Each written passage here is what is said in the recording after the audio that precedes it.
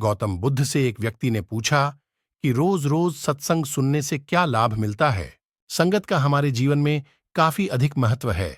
संगत सही रहेगी तो हमारे विचार सही रहेंगे, और विचार सही रहेंगे तो कर्म भी सही रहेंगे, और जीवन में सुख शांति बनी रहेगी।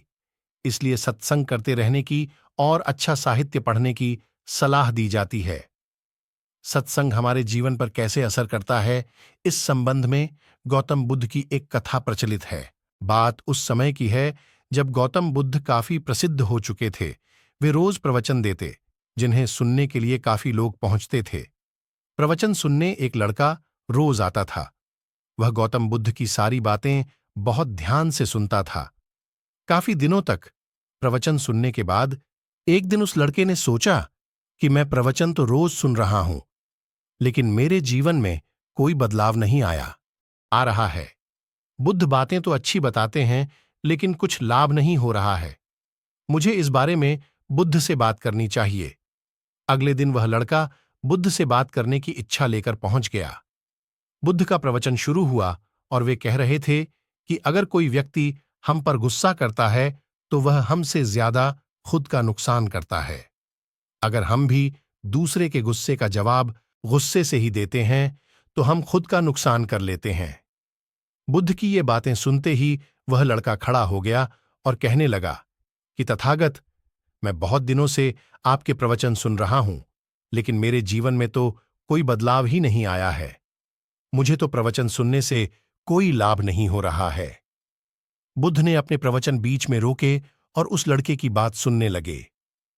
जब वह लड़का चुप हो गया तो बुद्ध ने उससे पूछा कि तुम कहां रहते हो।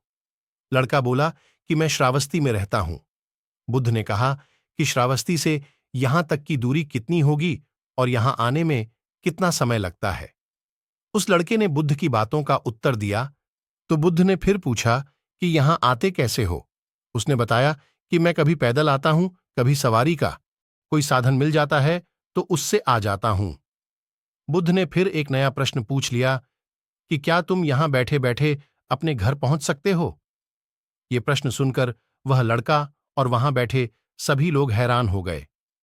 लड़के ने कहा कि ये कैसे संभव है, मैं बैठे बैठे कहीं और नहीं पहुंच सकता, इसके लिए तो मुझे ही चलकर जाना होगा। बुद्ध ने कहा कि तुम्हारी बातों में ही तुम्हारे प्रश्नों का उत्तर है।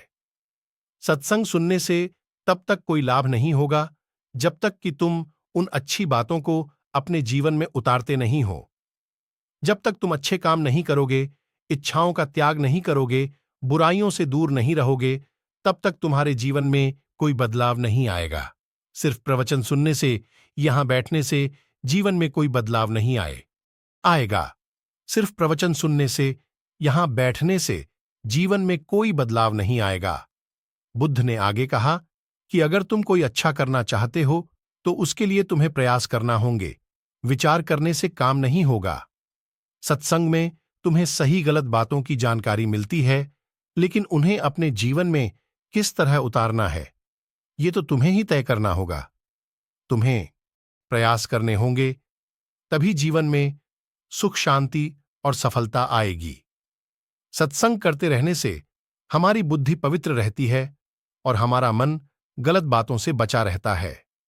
अगर हम सत्संग नहीं करेंगे तो हमारे विचार भटक सकते हैं।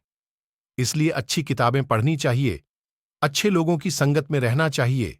मेरे सभी प्यारे भाइयों, अगर यह कहानी आपको अच्छी लगी हो तो हमारे चैनल को सब्सक्राइब करो, ताकि आपका छोटा भाई भगवान बुद्ध से रिलेटेड वीडियो और कहानी मुफ्त में दिखाता रहे। हम मिलते हैं नई कहानी वीडियो में। सभी भाइयों को नमो बुद्धाय, जय भीम।